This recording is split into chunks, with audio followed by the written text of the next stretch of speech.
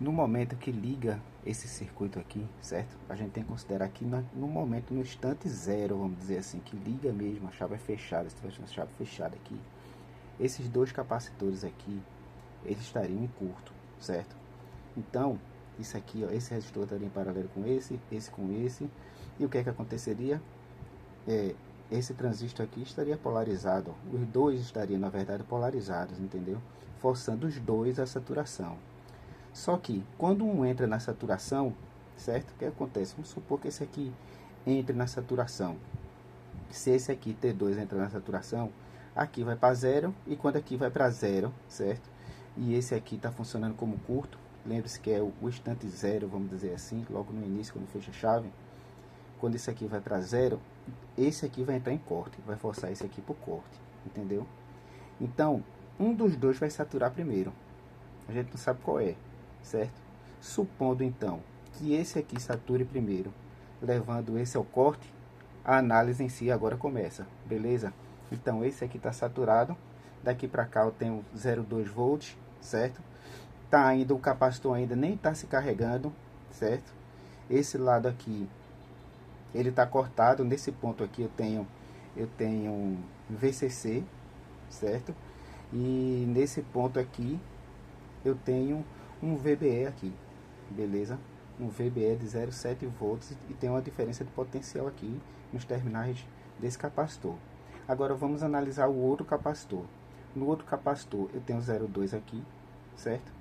E tenho 0,7 aqui nesse lado aqui, certo? Praticamente não tem diferença de potencial nos terminais do capacitor, beleza? Então, por isso que esse aqui, nesse momento agora, ele não carrega. Enquanto esse aqui sim, esse vai carregar. E vai carregar rapidamente. Veja, existem dois caminhos que ele poderia se carregar. Ele poderia se carregar por aqui, mas praticamente impossível, porque ia demorar muito, porque esse aqui tem corte. Então seria esse caminho aqui. E o outro caminho seria esse aqui, ó. Esse aqui. Lembre-se que esse resistor aqui de coletor, ele é muito mais baixo do que o da base. É um resistor que vai fazer o LED acender. Então, quando esse transistor aqui saturou inicialmente, o LED já acendeu, certo? Esse resistor aqui é bem menor do que o resistor de base. A constante de tempo RC1 vezes C1 vai ser bem menor do que seria RB2 vezes C1, certo? Então, rapidamente esse capacitor aqui vai se carregar por aqui, ó, rapidamente, beleza? Então, quando esse capacitor tiver carregado por aqui, certo? Vai se carregar, está carregando, certo?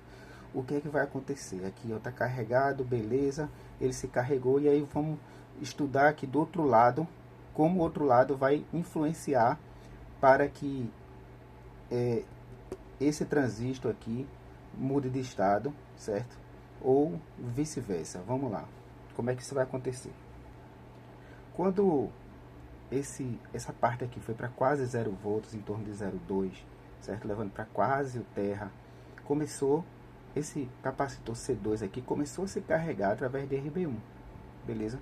Então a corrente vem por cá, passa por aqui, chega para cá e ele começa a se carregar, certo? Lembre que o outro lado aqui está cortado.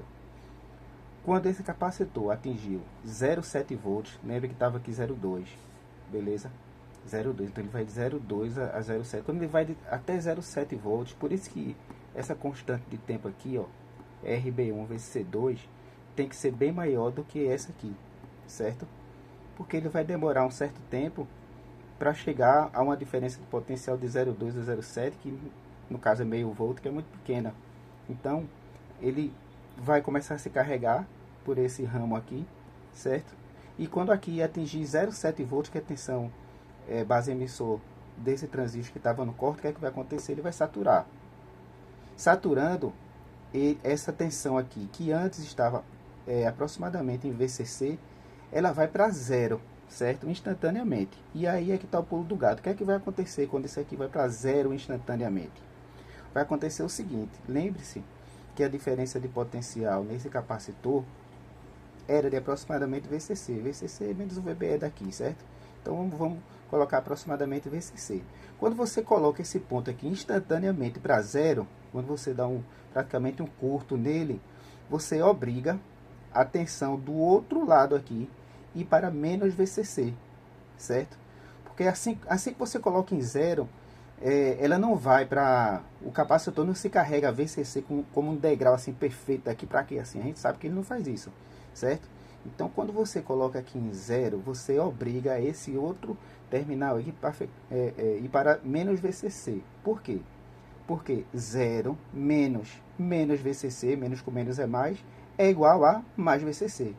Então, por isso que quando esse aqui vai para saturação, há uma inversão de polaridade nesse transistor, fazendo com que nesse terminal aqui, nesse ponto, a polaridade fique negativa em menos VCC, fazendo esse transistor aqui se cortar imediatamente. Entendeu? E quando esse transistor corta, aí vai começar o ciclo novamente, tudo de novo, certo? Então, esse transistor vai cortar e quando esse transistor cortar aqui, aí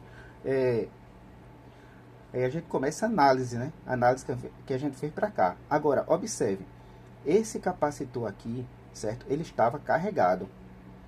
Quando houve a mudança de polaridade, ele descarregou através daqui. Essa resistência aqui é muito baixa, então ele vai dar um surto de descarga negativa muito rápida. Entendeu? Ele vai descarregar rapidamente e depois o que é que vai acontecer? Ele vai começar a se carregar da mesma forma que houve na explicação anterior, certo? Na explicação do outro lado. Então, quando esse aqui cortou, a mesma explicação que eu acabei de dar para esse lado aqui vai valer para esse. É só você colocar a simetria, dobrar aqui e explicar tudinho para esses resistores aqui. A mesma coisa vai acontecer, certo? Então é isso aí. Espero que vocês tenham gostado aí, viu? Quem puder, deixa aquele like aí. Tudo de bom para vocês aí, pessoal.